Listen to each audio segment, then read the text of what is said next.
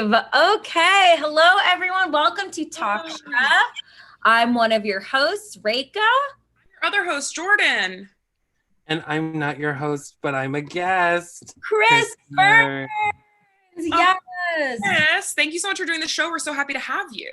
I am so excited. Listen, I love Top Chef, and I watched this season while it aired.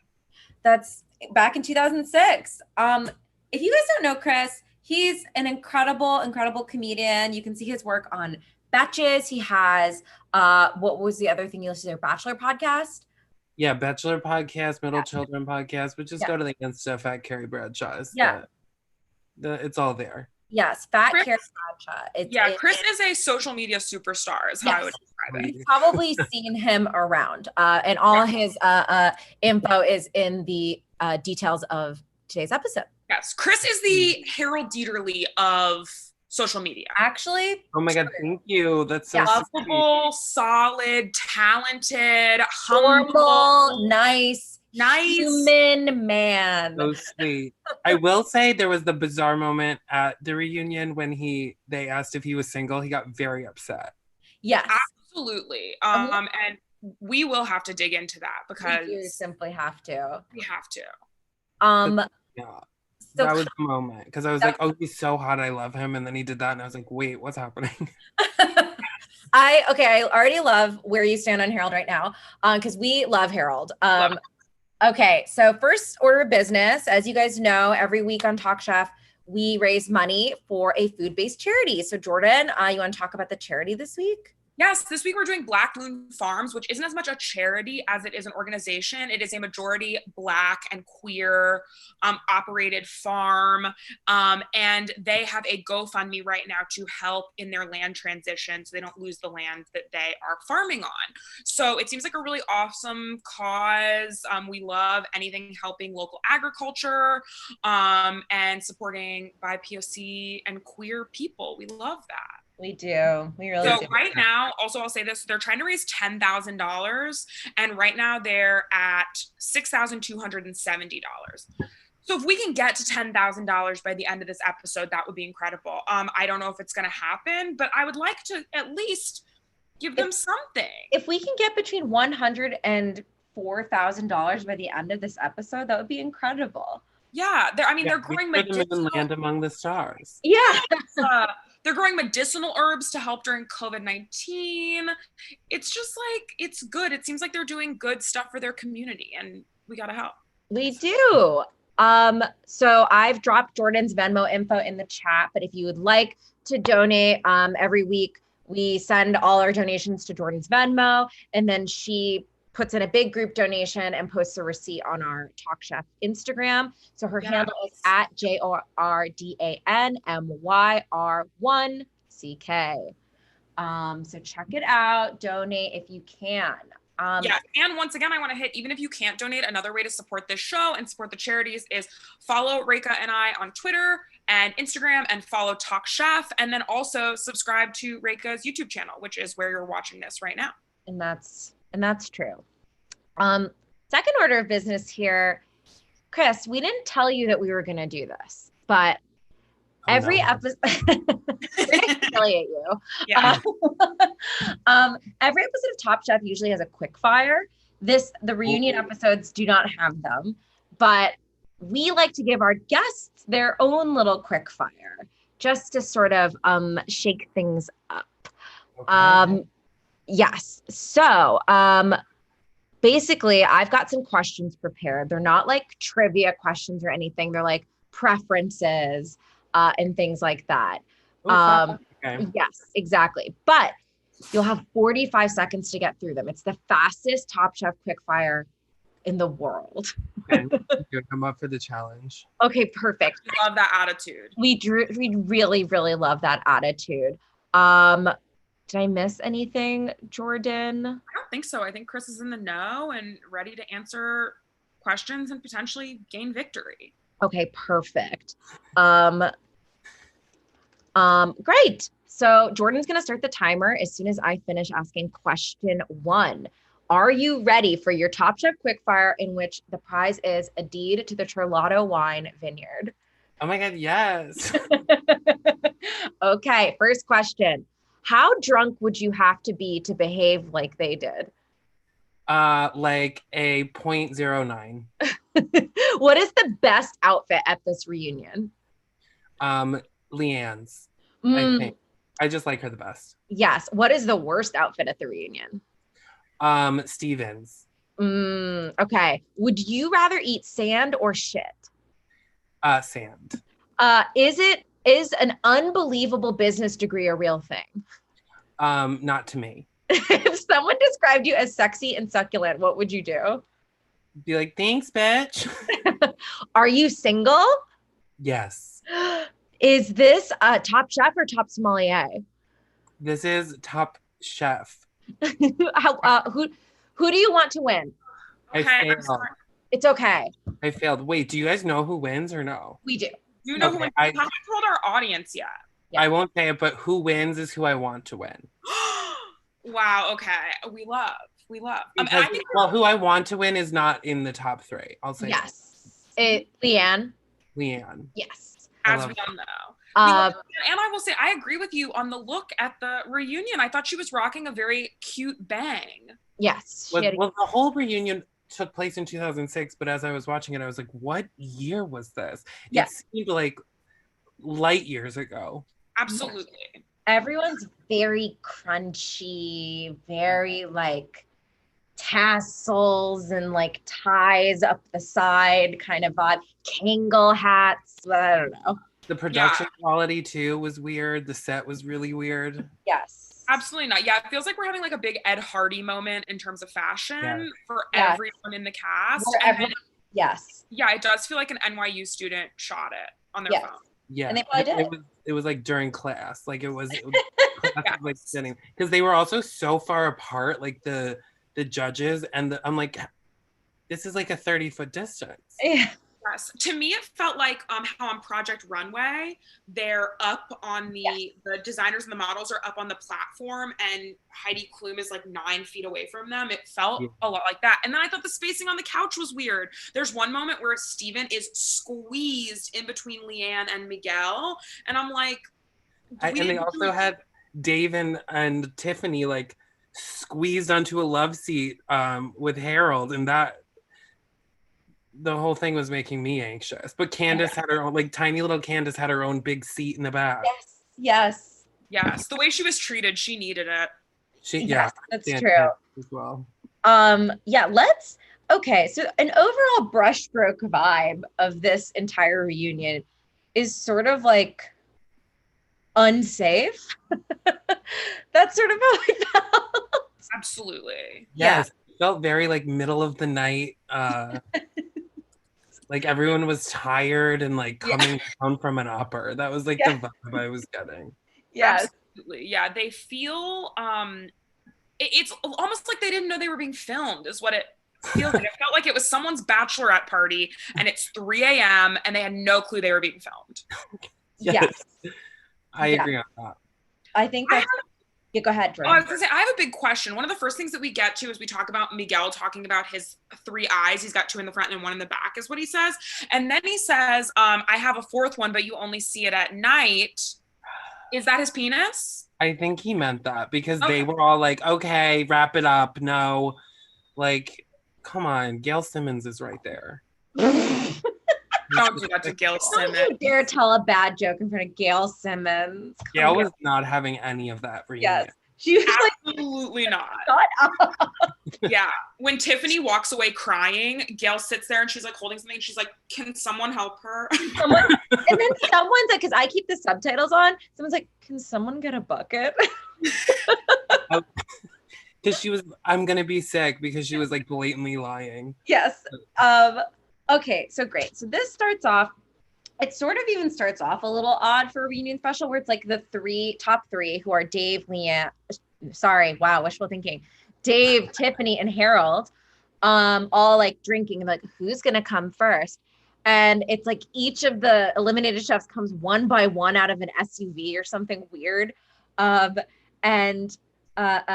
they all are clearly drinking, and there's no attempt to hide that. They've got wines on set, which I think they eliminate from future reunions. Yes. At least the drinking. You'll find that in a lot of old like reality shows. Yes. They're like wasted at the reunions, and it's like uncomfortable to even watch. Yes, it's so crazy how wasted they are. Yes, I mean, I think Reka puts a good point on it, is that it feels scary. It does feel like we're just like inches away from it getting so fully out of hand that like we'll have to stop filming. Yeah, like there are several moments in this where Katie Lee like looks to the camera crew and it's like, and as we like to point out every single episode, Katie Lee, former wife of Billy Joel, so former Katie. Oh my God, I didn't know that. Yeah. Yes, and don't worry, they did meet when she was in college. And don't worry. And we all know Billy Joel is the same age, so that's fine. Yes. And also, yes, 20. And as we also like to point out, Katie Lee Joel, formerly Katie Lee Joel, now Katie Lee, wrote a book called Groundswell about surfing. And we like to point that out every episode. Wow, so she's really following all of her passions. The woman of many talents. I do have a question. Yeah. What is the oldest that you would marry someone? Let's say you meet someone, you fall madly in love with them, they're perfect. What is the age where you're like, say again? I need more detail. Oh, well, if I fall in love with him and he's perfect, then I would like to be like, age doesn't matter. But okay, but there is an age where you're like, this feels not good to me anymore. Are you talking... Okay, I think for me, I would have to say like 50 because my parents are like in their mid 60s and I'm like, I need at least, and I'm not saying that that's what I'm going for. I'm saying like, if I find my parents hot. Yeah. No. I'm not going for 50, but like if I was in love and it was perfect, then 50, but like ideally not. Wow, that's so much younger than I thought you were gonna say. Well, I just feel like I need them to be at least like 10 years younger than my parents. Okay. Here's my thing, and maybe this is rude of me. If the person, so I'm 30, and if they're like perfect in every way, I think I kind of do go, are you super immature? Why do you get along with a 30-year-old? Are you like 60 and you have stuff in common with me? Do you like have your shit together? Like, you better have a house or something. Like, you better be well more like on your way than me. And then I kind of like, that's what I think of when I think of all these like nasty fucking dudes who are like, yeah, I'm 49 and my girlfriend is 7, but we just have a lot in common. I'm like, that's pretty, that's we met at Coachella. Yeah, we met at Coachella. And she just thinks differently than every other woman I've met because she's 7.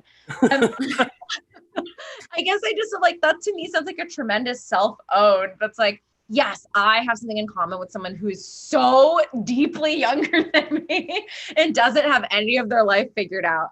So I guess that's where I bristle with it. And then also like dating, the idea of me dating like a 21-year-old boy, I'm like, is he like, he's like fucking got like sweatshirts as a pillow, like no fucking thanks.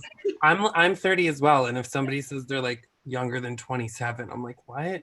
Ew. How? Yeah. Okay. Wow. Well, I'm 27 and You just made the cut. I just made the cut. So this will be interesting for both of us. Yeah. No, I do feel like it is different for me because I am a lesbian and Sarah Paulson and Holland Taylor really kind of changed things. Yeah. So now I see that and I'm like, oh, I guess I'll date a woman that's 80. You know what I mean? Like yeah. I never really thought about that, but it feels different. But when I meet someone that's like 24, I'm like, get away from me.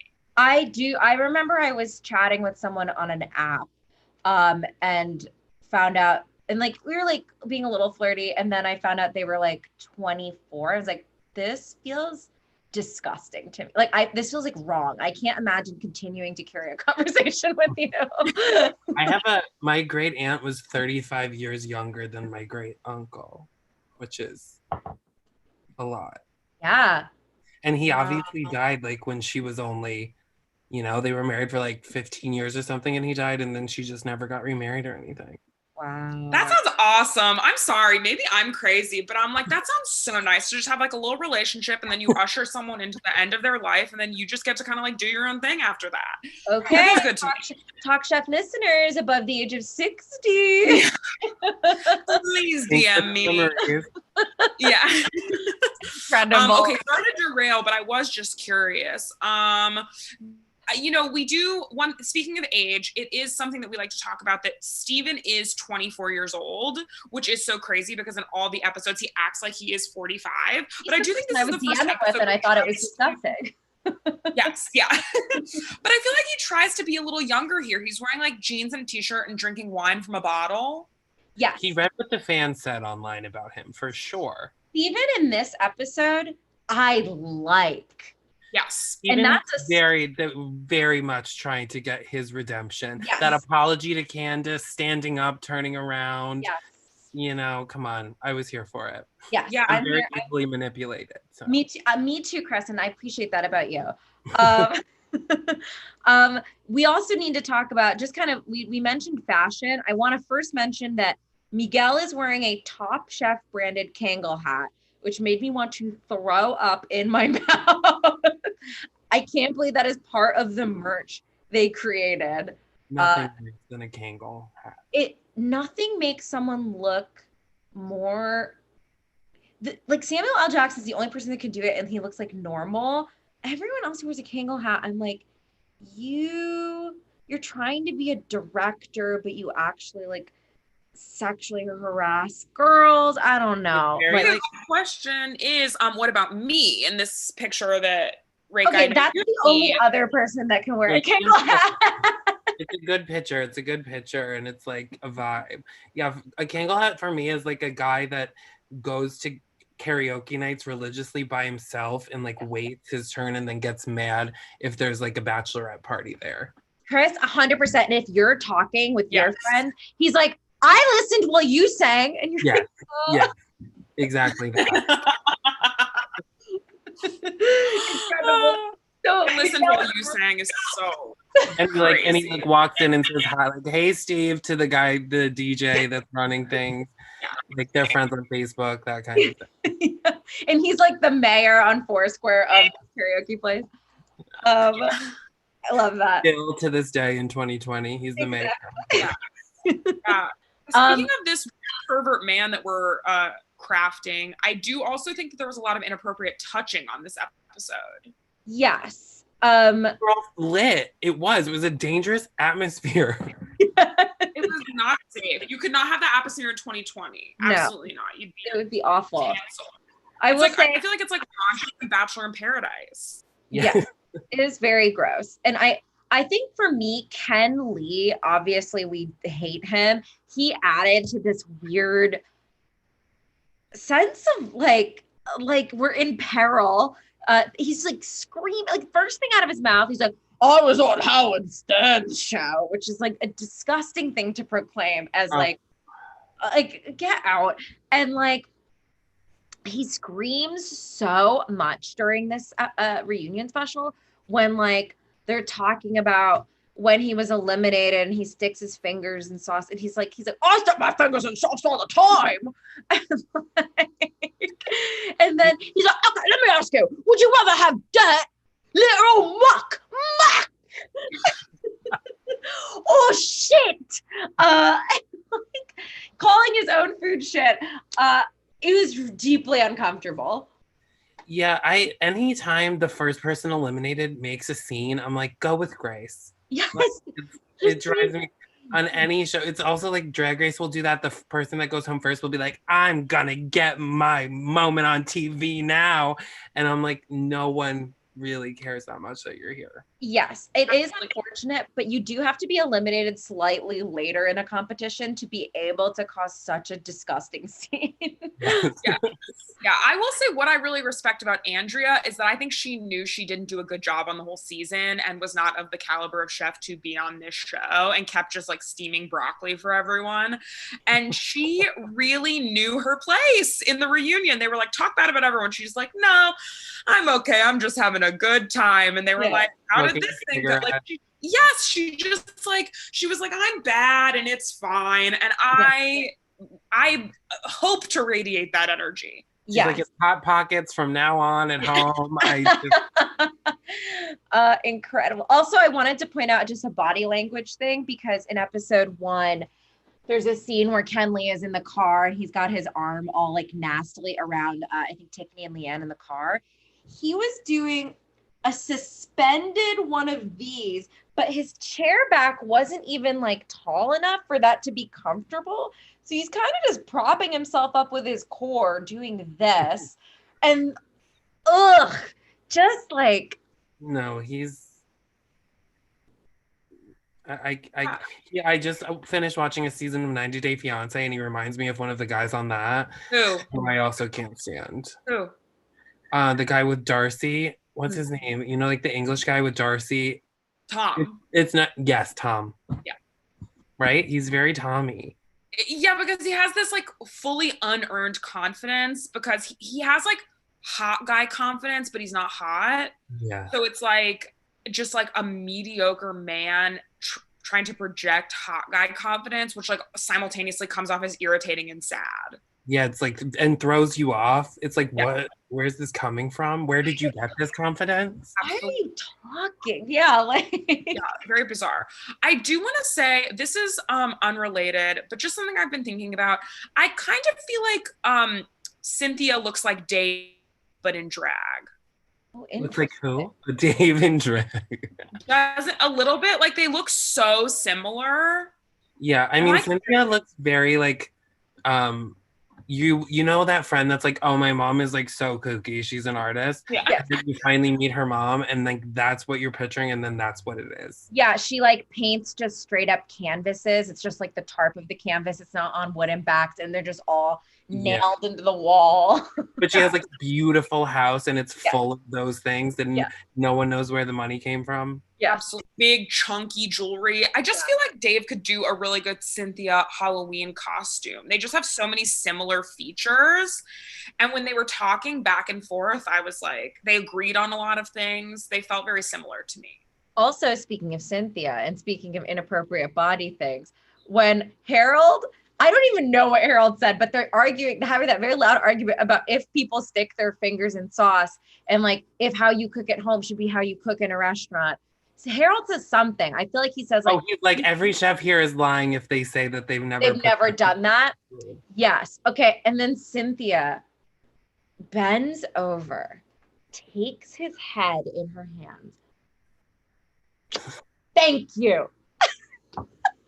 And he recoils a little bit when she does. Harold is not Harold looks uncomfortable at all times. Like I felt I wanted someone on set give this man his Xanax. Yeah. Or just like, please no kissing. Please don't kiss other people in the set. There was no rules there. Also, when they were talking about Harold, if he was single, and then Ken's like, he's gay, and he's like, haha, yeah, can you imagine? What are you up to later, Ken? And I'm like, just answer the question, Harold. You don't have to announce your sexuality, which is straight, by the way. I looked up his wife.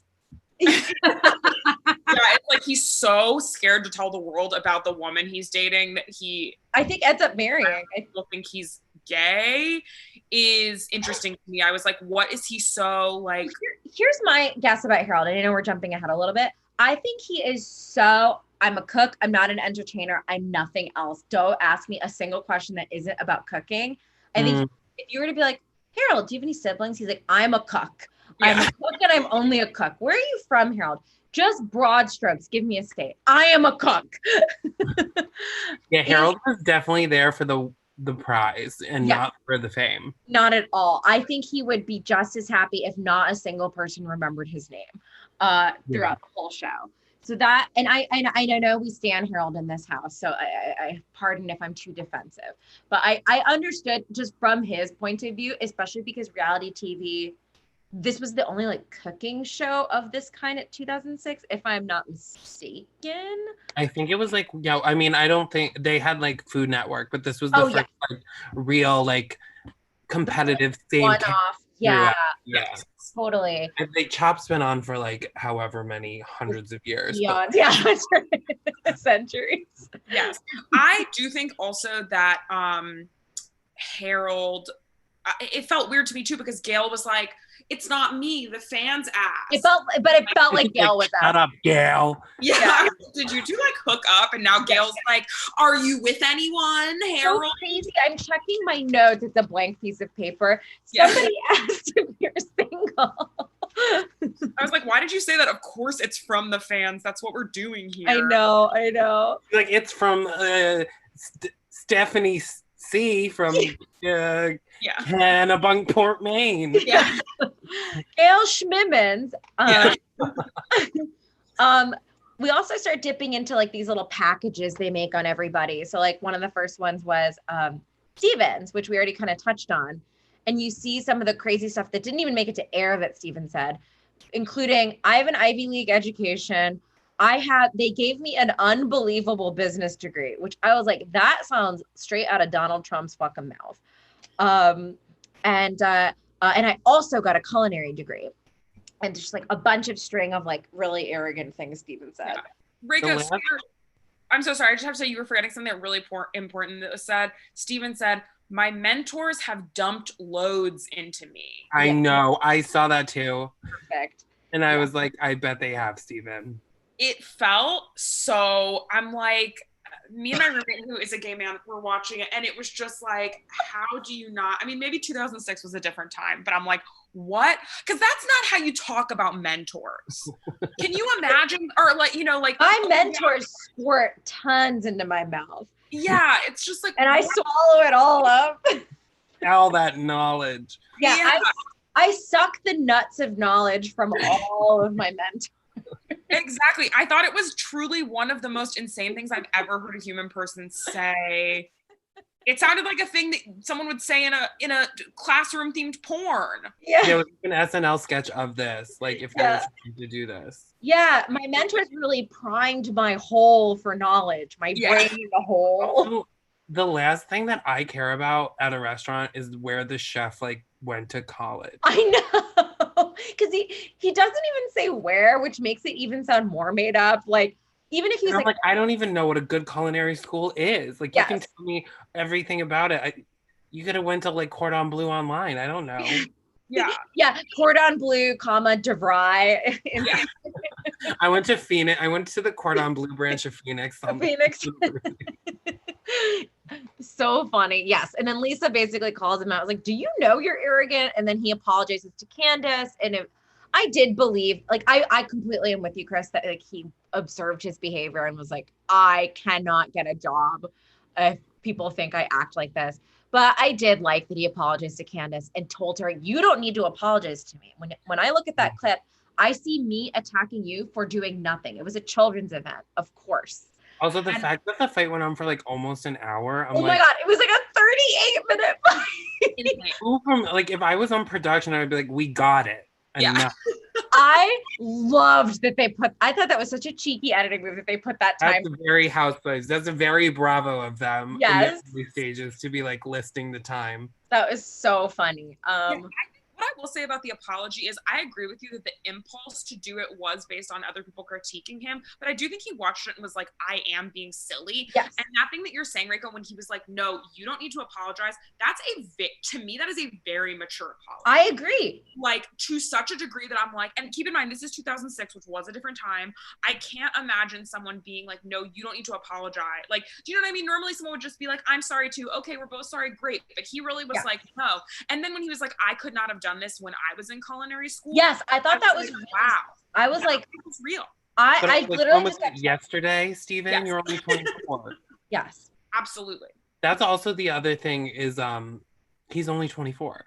So like he looks so much older, but then his personality, like I feel like 24 is the last year of like really having a false confidence. Like people I feel like change when they hit 25 is when things start to like level out a little bit.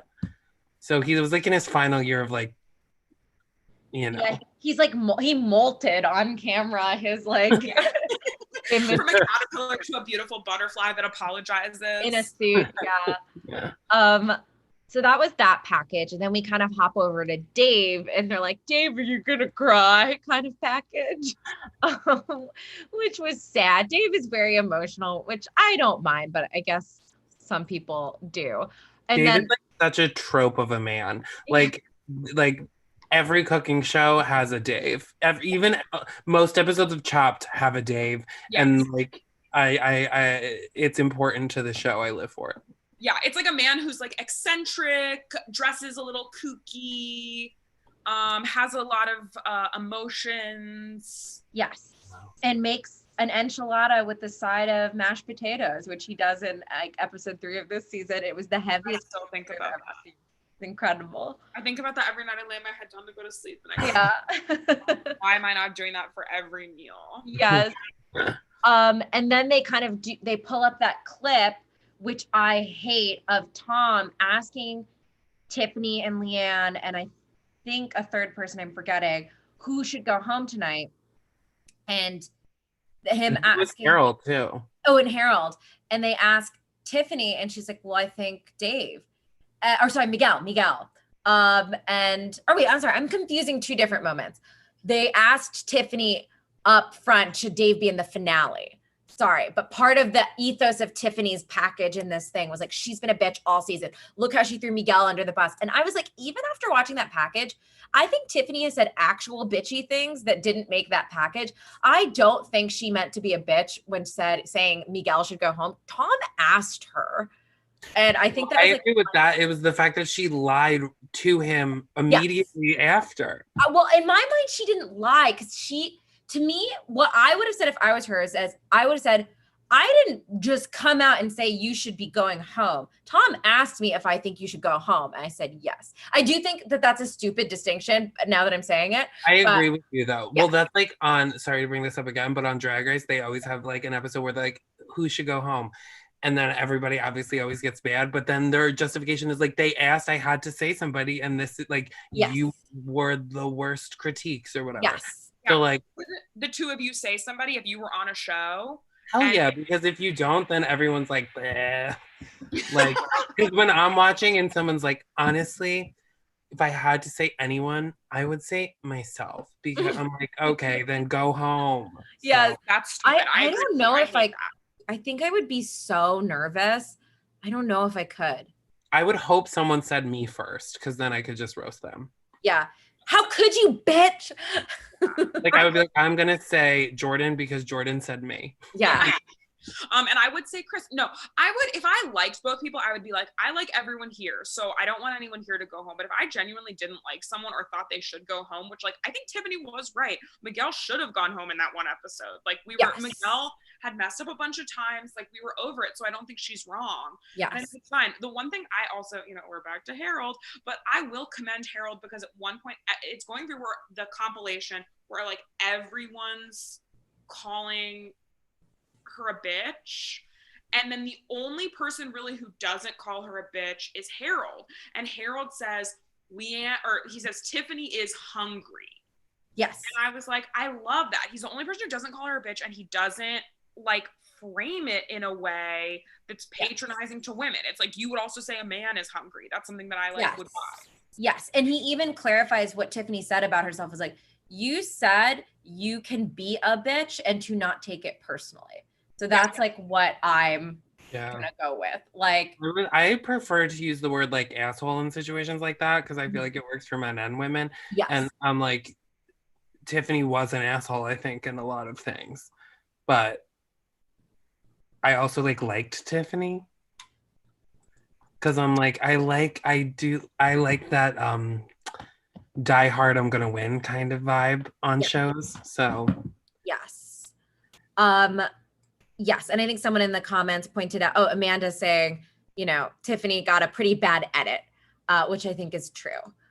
I wish Tiffany had leaned into it more because there were some moments when she was like, I don't want to be a bad guy, but I'm like, yes, you do. Just go for it. Like, who cares? If you're doing it, why are you half-assing it? Just like lean in. Exactly. If you want to be the villain, be the villain. But I think that this was so early in the reality TV game that not enough people were like, I'm going to get the villain edit and I'm going to be really famous because of it. Exactly. I don't think she knew. And then also this was an uncomfortable moment where oh God, Tiffany was asked if Dave should be in the top 3. She says yes. And then Ken laughs. And then people were like, don't laugh, blah, blah, blah. And then he fucking gets up and throws a water bottle. It's so uncomfortable. And Ken's like, you're such a terrible liar. Ken was like 45 Guinnesses deep. Yes. It is horrible. The kind of guy when you're like at a bar and you walk in and you see that, you're like, I gotta go home. Yeah. Yes. And then we get a new package, which is chefs have a way with words. And oh boy, I did not like some of these. We get, Ken Lee saying, if the food is good. And if it's bad for you, flip the plate. Whatever. I've been practicing this Ken impression all week. Like it? It's my new character. We get, I'm not your bitch. We get you're a snake hiss. Yeah. And then we get, what the fuck is this guy's name again? Brian calling. It makes me like want to puke. He's like watching Candace do her hair. And he goes, damn, you have a beautiful ass. Sexy and succulent. Horrible. How old is he? Do we know how old he is? 300. I thought he was gay until they showed that flashback. Yeah. I mean, maybe he is. That's like feels very like overcompensating. Like, I'll look him up. You know what I mean? Like to see a young woman and be like, bazinga. Ooh. Yeah. Bazinga. My dick is jumping right into my mouth. It feels crazy. Yes. I can't see his age. Let's say 4. Okay. At least 4. But he definitely is a pervert, which like upset me. I didn't want him to be. Yes. But there's another one. I'm like, why are we seeing whole packages on these people that have been out for weeks? I don't even remember them. Yes. It was very weird. I did like the package on Harold where he just keeps asserting that he's a cook. That was nice. I also like that in a package for Miguel, we see that he does the hustle multiple different times in different episodes. He goes, do the hustle, do. Just the very beginning of it, but he does it multiple different times throughout the season. And it's a very gentle hustle. It's like, it absolutely is. What does he say about slapping someone's ass? Remember that? He kisses Madam S's ass in episode 2. Yeah, I like vaguely remember. They go to a sex shop. RuPaul is there. What? It's really uncomfortable. And it's very bizarre. But she's in like all latex and she like asks him to get on his knees and like kiss her ass and he does. Yeah, we've come leaps and bounds since 2006. Yeah. Truly, we have. Now when someone asks you to kiss their ass, you can say no. Yeah.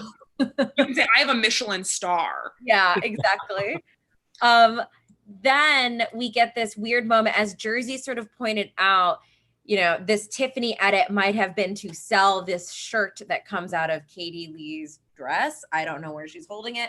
She unrolls a shirt that says, I'm not your bitch, after this segment. This made me so uncomfortable. This moment, that moment made me want to shut my laptop. Yes, because Katie Lee takes out the shirt. She goes, Dave, here's your shirt. And then Tiffany gets up trying to be in on the joke because it was said to her. And she's like, oh, I'm putting it on. And Dave's like, no, it's mine. And she's like, no, I want to put it on. And he goes, and then Katie Lee goes, it's for Dave, Tiffany. Dave, it's Dave's shirt. It's for Dave, Tiffany. And Dave's like, it's my shirt. And then Tiffany just has to go sit back down. And then he holds it up and it was like, ooh, that was. Nobody on production was like, let's make 2. Yes, of course they weren't. I hope that was on purpose because it does feel like big time drama. It reminded me of the way that Tiffany is behaving reminds me of the way that I behaved in like elementary school when I wasn't trying to be rude, but I was like, I'm fun. I want to be in on the joke, but ultimately like no one liked me. So like everyone was like, shut up, get away from us. But I was like, you know what I mean? Like trying to be part of it. Yeah. That exact moment. Yeah, no, to me, I can understand if you're Tiffany and she's trying to be likable, why you're like, I'll put on the shirt you know, like you said this to me, but Dave is this was like a yes, Andy improv moment for me. I'm like, even if you didn't, I think you just got to be like, haha, we are being filmed. Yes. Ugh, it was so uncomfortable. That was the worst. He like hates her with such a visceral like hate. I'm like, this is like, you all made it to the top 3. You're supposed to be like the easygoing ones at this thing. Yes, truly. Yes. Then we hop into a little Q&A, and this is where if it's almost like each segment of this was like, cool, the worst is behind me, and each segment had like a different horrible moment. So like there's normal questions like, are all the chefs competitive? Whatever. There's some like conspiracy theory that Tiffany turned off Leanne's oven during this one episode. Okay, but she won't say she didn't do it. It seems like she did it. All of those things where like somebody kept turning off the ovens, and then they're like, Tiffany, how do you explain it? And she's like, well, they're new ovens. So, and then KPD is like, you just turned it on. What do you mean? Yeah. It's on. She's the camera in a way that's so crazy. Like before she's sitting kind of facing where you can see her face, and she's like, listen, ovens work and ovens don't work, and like looking at away from everyone, it felt very bizarre to me, because it would just be like, why wouldn't you just say like, no. I didn't do that. It is true. We also do have to wonder how good the Kenmore suite of appliances are.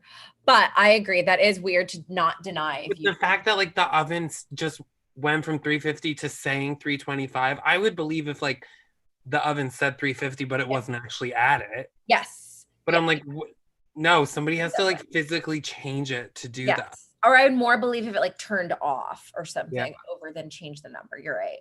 But Tiffany, or it's a producer being like, yeah, that's a third option. We don't know. Also does seem very Bravo. I think Top Chef nowadays has moved so far away from what like the Bravo trope of reality TV, now that we've accepted that it's more of like a serious competition, but that feels very Bravo to me initially. Yeah, Bravo, like we need something a little bit classy, so they like Project Runway in this, I think, is their like their classy things. Their things. In the second episode of this show, Miguel kisses a woman's ass. But Tiffany gets so upset by this, she gets up, she starts crying, and she gets up and goes backstage in this weird thing, and Gail's like, can somebody help her? And someone's like, can someone get a bucket? It's very weird. Yeah, but I'm like, what is she gonna throw up over? I know. Down. Maybe all the wine, I guess. Yeah, she was wasted. That was the problem. She also says, I'm not here to be someone's monkey, is while she's crying, is what she says on the side. She's like, I'm not here to be someone's monkey. Well, that's what makes me think like whatever producers are saying in between this stuff. Because I knew someone who worked at the Flavor of Love reunion special, and his literal job to talk to him. His literal job was to be like, hey, New York said this about you, even though it's not true. And then camera rolls, and then we see them yell. So like, that is not beyond the scope of reality TV to like do shit like that. So I wonder if there's like, stop making me the villain monkey or something. Or I wonder if she was like, a producer told me to turn down the oven. A producer told me to do. Oh yeah. Ooh, this is a detective. It feels like that would be what you would say if that was the case. That's true. And that you're not allowed on the show. And that you're not allowed to answer when someone asks you, because you're like, well, I did it, but I didn't do it because And even if she was like, a producer told me to do it, they would just edit that out. Yeah. Wow. Or they'd be like, you're so crazy. Now you're blaming production. And the producer's just like, what? But that's what they do. Like the producers make you think that they're like your friend. And so then they like, we're like, but I would do it this way. You know, it's very. Here's how I would win. I would. That's like Bravo producers in particular are like the Housewives have the same producer usually their whole time on Housewives. Wow. That's just Jason, like with them. Jason brings up a good point that the first season of Unreal does a good job exposing this, because that's immediately what I thought of like, hey, I'm your friend, and then a woman dies immediately on that show, and it's like, wow. Crazy. I also want to comment on the fact that they keep referencing the message boards, and I'm like, do the message boards exist? Because if they do, I gotta get on these message boards. I know, and I'm gonna ask now if Harold is single. Yeah. He's not. I looked it up today. Yes. He's married? He's married and he has a kid. Also, I will say that during this big explosion, Katie Lee's like, we'll be right back. It was so uncomfortable. Everything was so uncomfortable. Then we get the show was live also. Yeah. Like, yes, we don't need to. the facade. Yes. Yeah. Their next package is how Harold is bad at back of the house or front of the house. And we get some little cute Harold moments of him being very humble, of people talking about how he's the guy you want to cook with and be friends with. He's very real. He doesn't like to make people feel small. Then we get this weird, are you single thing? And I think Harold is just so deeply private. He's never answered a personal question more so than what is your name? And I wonder if they were just like kind of dating at the time and he didn't want to say he wasn't dating her, but he also just and then she watches it and she's like clingy. Yeah, like if he's like, what are we right before? Yeah. And also it's like he's been gone on a reality TV show for like 2 months. So I can imagine him just like, yeah, he's been seeing her. Now he hasn't seen her in 2 months or been allowed to speak to her or whatever. That's true. Maybe they've Or had tell her where he is. Yes. Like... and then Ken makes some stupid fucking joke because he's a fucking dumbass cretin. And then Harold is like, finally like, I'm not single. And then Harold also talks about how he thinks the wedding challenge was bullshit. I thought this interaction was... He got very lit about that. He got very lit, but I will say, I'm like, it felt like Tom was gaslighting a little bit because he was like, you have 16 hours to cook for 150 people. I'm like, but when Tom said that, I was like, that to me sounds very doable. Yeah. I feel like I could do that. I guess also I want to point out what Tom said verbatim was 16 hours. That's 80 hours to plan a menu. Yes. Is what Tom said. So I'll say that one more time. Because I don't get it. Well, I think he means because there were however many chefs. So okay, but that's still a very bizarre way to phrase that. 16 hours, that's 80 hours to plan a menu. When he said that, I was like, okay, Tom is drunk too. Yes. And it's like, but we have to have a conversation and agree on things. We're not all separately coming up with menu items. Yes, it was very strange. And I thought the wedding challenge was a cool challenge. The only thing that I didn't like about it is that they didn't tell them. They let Leanne pitch that menu and then didn't tell them how long they would have. I think that's stupid. I think that's still kind of stupid. I think in no context in the cooking world, I think you will have short amounts of time to cook for something. I think you can be like a 4-hour wedding challenge. I don't think you can make them commit to something. I think that's stupid. Yes. To pitch a menu. Yes. It's but wait, did you know that Leanne worked in production for this? And she came up with the challenges. So now, like looking back, I'm like, I would believe anything that Leanne said. It's true. Wow. She would pick the food items also, allegedly. Like she was the one that picked the challenges and the food that they'd have to make. Even in season 1 or just seasons after? Seasons, I think it said like seasons 3, 4, 5, and 6, maybe. Yes, that makes sense. They also did like a big segment here about how much they drank and how weird everyone is when they unwind. Andrea has an insane thing where she's pacing around in a circle and she goes, food becomes our blood, becomes our organs, becomes ourselves. Andrea was just there for the party the whole time. Yes, she does that and she's walking in a circle. She does seem like she is like having a manic episode or something. It is so unnerving that I'm like, I hope they were doing a bit and this wasn't just like a thing she was doing. I agree. I hope it was like, Andrea, what's your philosophy? But do it as a funny, weird dance. But they also, the fact that they like called and like, we have more money, bring home wine. I would be like, wouldn't you get backup things? If I had more money, I would be like, okay, I'm going to get backup food items in case I burn shit. And in future seasons, they give them wine. Terlata was clearly not a sponsor this season because in future seasons... Because I would be like, great, get me some like ice cream, get me shit for at home. Can you get me some tampons? Yeah. But the really nice kind if we've got a budget. Yeah, like I need like eye solution. Like, can you get my prescription for Lexapro while you're there? Incredible. Also, go ahead. No, you go. I was going to say there's all this Miguel segment about how he's Chunk LaFunk and it was really fat phobic and stupid and I hated it. Yeah, that was so again 2006. Like, what I will say is that he does fart during the segment. he farts during the reunion in the room that they're in, and in the segment they have farts on. But like, yeah, in real life he farts, and then everyone's like, Miguel, and I was like, this is so wild. And like, listen, I'm pro farting, and we know this. I wouldn't do that in a professional setting. No, I wouldn't. I really wouldn't, guys. It's just so interesting that he is like, oh yes, this is good. Yeah, and then it's like, and then instead of just everyone pretending like it didn't happen, which is what you're supposed to do, Gail is like, whoa, and I'm like, what are we all doing? But also, why was he farting at the reunion? Like, to fart at the reunion, because like in the house, you are being filmed all the time. Whatever. To fart at the reunion, to me, that's like farting during a job interview or something. Also, as everyone's calling you Chunk LaFunk, you fart? Like, come on, give me something. Like, we wonder why fat people are like looked at in that light, and then he's like, I'm Chunk LaFunk.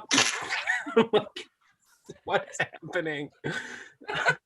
In his Kangol hat and his little like wispy like bangs. Oh yeah, when Candace called him Homer Simpson. He is Homer Simpson. Well, and to be fair, like, I don't like critiquing people's looks, but it is a strange choice. Like, Miguel has hair or whatever, but exactly the crunchy gel face.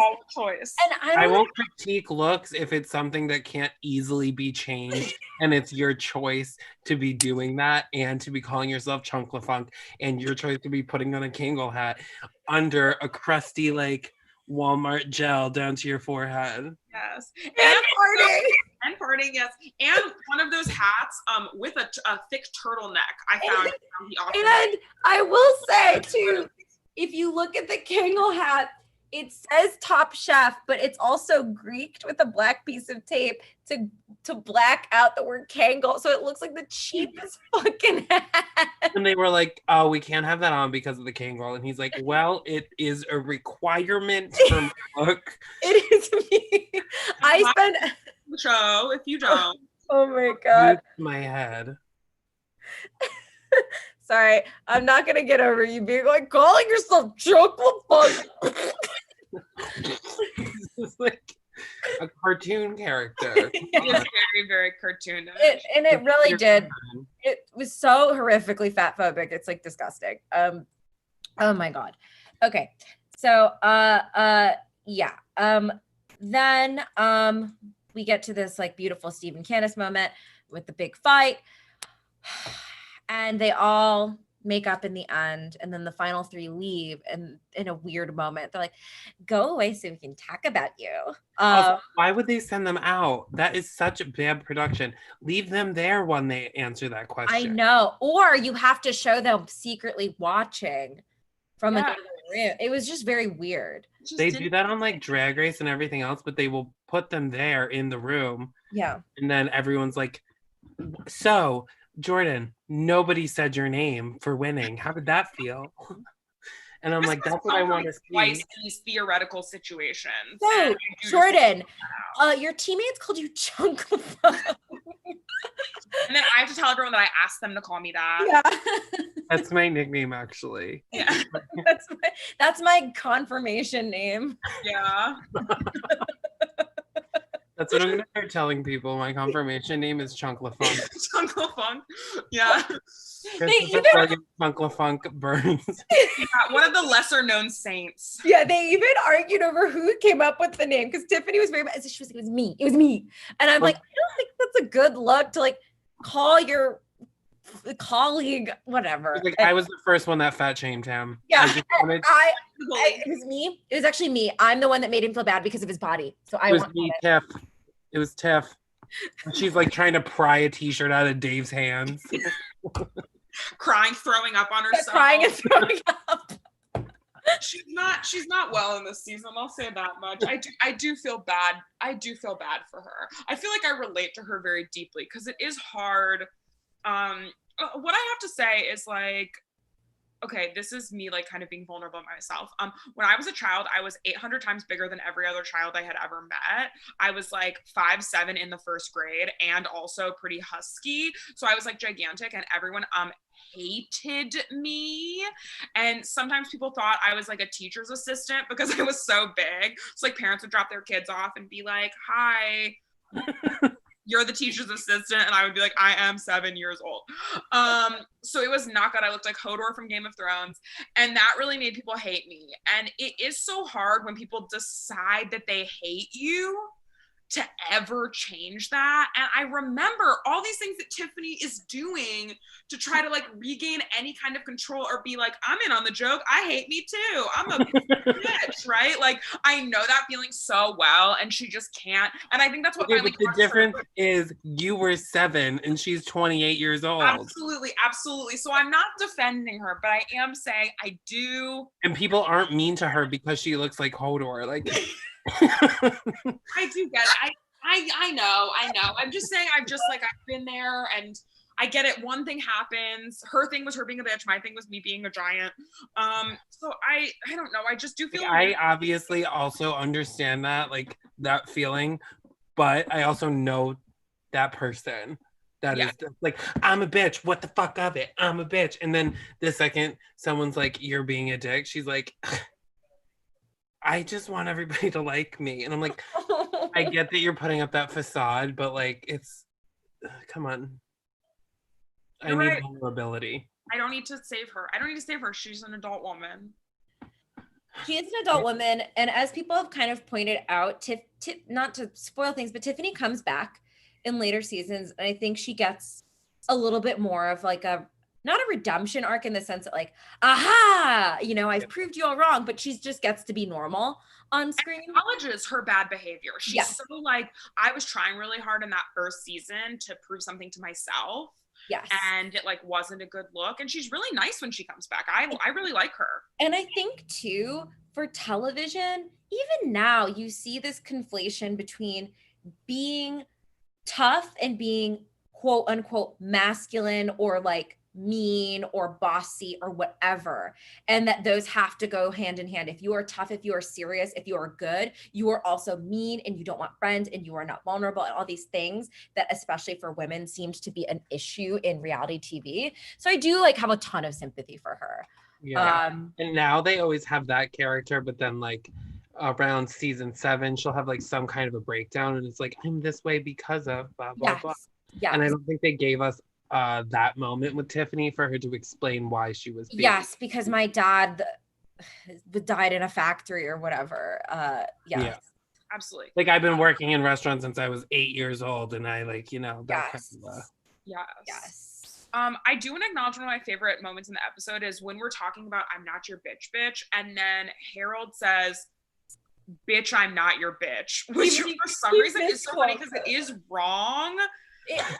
It's the reason that's funnier to me is because it's more polite. It's like, bitch, I'm not your bitch. Like, bitch, comma, I'm not your bitch. As if, I don't know, it doesn't have the like. It also speaks to Harold's like innocence that he doesn't know, like understand how you would say that phrase. Yes. And his mind reverts it. Yes. Like he might accidentally make it a compliment of like, you're my bitch, girl. Like he's like definitely saying that to his wife, thinking that it was. Yes. He walks down in a beautiful dress, ready for their anniversary dinner. He says, bitch, I'm not your bitch. Yeah. And I love you. And I love you. Yeah, exactly. And you're the perfect woman for me. And I'm no longer. And Gail Simmons is crying through the window with a bouquet of roses. Yeah. Incredible. I do love the conspiracy theory that the two of them hooked up. And I also think about that all the time because in one of the later seasons, 2 contestants do hook up and they're like, we're not the first people to do this. We're just the first ones to get caught. And I've watched every season, I don't know, 1,000 times. And I've never like pinned 2 people and been like, these 2 people hooked up. But now it's probably like when cameras aren't there.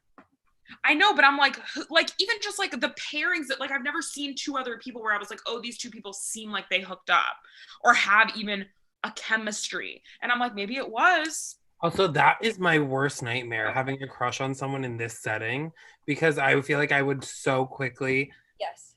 be like, oh no, now I have to like kind of be nicer to them. And Wait, explain what you mean. like if I was in the competition and then I like developed a crush on someone and they were bad at cooking and then the chef was like, who should go home? Like I'm not gonna say the person I have a crush on, even though they should go home. Yeah. I feel like it would make me soft. I think it would make me soft. I would be weird and it would be bad to watch. And then if he was mean to me, like if he said my name, I would be like, Chris, I would lose my mind. yeah, like I would freak out and quit the show. I'm always like the opposite one in the groups. It's always like Rika and the guests versus me. I feel like, but I think I would like it. I think it would make me better. I'd be like, oh, she's gonna watch me win, and then I would win, and then I would be like, great, you can have the Prius that I want, or what, you know what I mean? Like, correct me if I'm wrong. I think men are bad, and like I feel like I feel like for me, if I'm encountering a cis straight man on this show, he's not going to be like, wow, I'm so impressed by Reka. It would be like, I'm intimidated, or he would probably fucking be mean to me or something. I feel like it would just be bad and I would feel bad. I don't know. Maybe that's an overgeneralization. No, that makes sense. Yeah, I think it depends on the sitch. Yeah. If you were going to date one person from this season, who would it be? Harold. Okay, wait. Did you ask for a top 4? Okay, Harold. Harold and Leanne, I would try to date Candace. I think maybe. She'd be fun. I think she'd be fun. Would be fun for sure. Even Andrea for like if we're going out for like a pilled out night. Yeah. Yeah. Absolutely. Like I feel like Andrea's like the type of person you would go out with once when you're in Palm Springs on business. Yes. On business. I'm just here for one night. Yeah. Like I'm trying to sell a hotel or something. Yeah. Yeah, I have to agree. I would say Leanne for sure. And I mean, I don't know if Gail's an option. Gail and Leanne. Oh, if we're going judges, yeah. I mean, well. Oh, I would date Tom Colicchio. I was gonna say, is Tom hot, Chris? Yeah, I think so. I saw him on the street once walking his dog. How tall? How was the dog? How tall was the dog? Big dog, a really big dog. I also waited on Gail Simmons once. Was she nice? She was actually very nice, and she was very pregnant at the time. And her assistant also came in and was like, "Hi, I'm here to meet a friend, Gail Simmons." And I was like, oh, this must have been. This like, was during proud. season 15. That is so funny. I feel like that's 4 me. years ago, maybe 5 years ago. I feel like that's me as my friends get more and more famous and I stay the same, which I'm absolutely fine with. I'm like, as long as someone in the circle is and I still get to go to like Budokan or whatever for dinner, I'm fine with that. So that will be me. I'll be like, hello, I'm here for dinner with my friend Reka Shankar. Yeah, I'm a nobody. She is a Golden Globe. I tried to impress her though because I knew she was pregnant and she ordered the salmon and I was like, and we usually do that medium rare, but did you want it more well done? And she was like, oh my God, yes, thank you so much for knowing. And I was like, Chris, Gail, I would tip you like 100%. That's a slick fucking move. Thank you. She liked it too. She was very nice. That's good. I have actually been told, Chris, that you are an incredible like restaurant employee. I actually am. That's true. Yes. I will stand by that. I haven't worked in like a year and a half, but I'm very good in the restaurant world. I've managed many restaurants. Yes. Okay. People have truly commented to me and been like, Chris is incredible at working in restaurants. Wait, so you've worked in the management position at restaurants? Yeah, for many years. That is a really interesting thing because Restaurant Wars, famously a Top Chef staple every season, they always make someone be executive chef and they make someone be the front of house manager. Oh, I would play the front of house manager. I bet you would. I wouldn't be in the competition though, because I can't. Well, I was gonna say, reading like people comment on Reddit and stuff about Restaurant Wars. A lot of people really hate Restaurant Wars, including Jordan, and it's like their least favorite episode of the show. And I will say in terms of like what I like about Top Chef, it doesn't rank high because I can't ever remember the dishes. It doesn't seem like a place to be really creative. Every single Restaurant Wars is always like, okay, what if we didn't have a concept? You cook Latin food, I cook weird American food, I cook fake Asian food. So we'll call it Globe. And that's the restaurant concept. And they'll always make someone be front of house manager, and that person is always like, I don't do this. This has nothing to do with my job. It's dumb that they do that. I think they do that because if you're like an owner executive chef, then you would have to have that kind of experience, like Tom Colicchio and Gail Simmons. So I feel like, or not Gail, I guess does she own a restaurant? I'll look it up. I don't know. I think, but like Tom has to do both. But I've never worked at a restaurant where the head chef has ever stepped foot on the floor, and I would have advised against it. Yes. I've had customers be like, "Can I talk to the chef?" And I'm like, "No." Absolutely. I even feel like with Tom, it's like, how much of that work is Tom really doing? Like, Tom is not like running the host's station, or you know what I mean? Like, I think he like walks in and everyone's like, "Hi," and then he like checks things out. I think he's very, even the owners of the restaurants that I worked at were not like chefs at all, and that is what would happen. They would just walk in and like send me 5,000 texts about things that were needed to be fixed or whatever, but they would never like help. They would just get in the way, really. Yes, absolutely. That's similar to my experience. And the two people that own the restaurants the different restaurants that I worked at had almost no culinary experience whatsoever. Yeah, I don't really know the owners. Like, so I worked for like a restaurant. I worked for Westville in the city, so I worked for like all of them. And it's like 6 Israeli owners who like were friends back in the day. So I think one of them had like a dream of being a restaurant owner, and then the rest just like took on. So I don't know. Yeah. Like, I don't know how to own a restaurant, but I could do front of house. I bet. We love. So Jordan, we always cap off each episode by asking like, what dish would you have made on this challenge? But obviously there was no challenge this week. So what's our question going to be, do you think? I guess my question is, Chris, what big drama would you have caused at the reunion? I feel like I probably would have made an impassioned speech against Ken if I had been in the competition for a bit longer, like a "Who do you think you are" thing. You want to like, you want to give us a demo? No, you know what? I would say something. I need to think about it. I would need to think about this, obviously, but I would keep my voice down and I would just be like a very like, you know, when somebody yells at you, but in a very peaceful way. Yes. Or it's like, I would be like, Ken, listen, all I have to say is I'll pray for you. Like something like that. Very powerful. It's very like, you can't really come for me too hard on that, but you know what you did. And then Ken would be like, oh, go ahead and tell them, sure. Yeah, and Katie Lee, I would be like, tell me about meeting Billy Joel. About meeting him. That's the drama you got. That's good drama. That's very good drama, Chris. Incredible. It's like, remember the Project Runway like viral moment when the contestant that went home like started drama with Carly Kloss. Carly Kloss. That is the kind of drama I'm looking for. Yeah, when he's like, oh yeah, you could wear this to dinner at the Kushners. I'm like, oh, you wouldn't even eat it at dinner at your old ass music star boyfriend's? Yeah. Wow. Incredible. Well, Chris, I just got word you are top chef. Oh my God. Thank you so much. It's so exciting. Yes.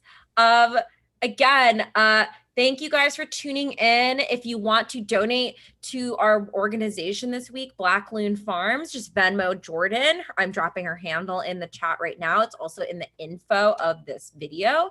And if you want to follow us or our wonderful guest, Chris, that info is also in the details of this video. Yeah, at Fat Carrie Bradshaw on Twitter and Instagram, right, Chris?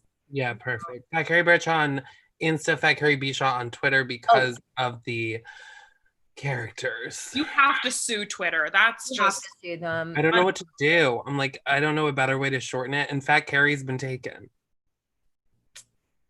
oh, Tragic. Disgusting. very tragic. Thanks so much for doing the show. Truly, So fun. Thank you. it was Yeah. such a joy to have you. And next week we have the season 1 finale. Pretty I big. know. Pretty big deal, guys. I mean, this has been a really cool ride, and we're hoping to cap off this season in a big way. So please stay tuned next week. Yeah, we have some fun, exciting surprises planned this week. So make sure you follow us on Instagram to hear about them. You must. Yes. Oh, and Chris, you are Top Chef. See, again, you got it again. Oh my God, I won it twice. You want I it just twice. feel like when we don't end with it, you know what I mean? Yeah. I feel like we have to like say it at I the end. like, So- I And like Chris? hearing it again. And Chris, you are Top Chef. Yeah. Bye, everyone. And we are out.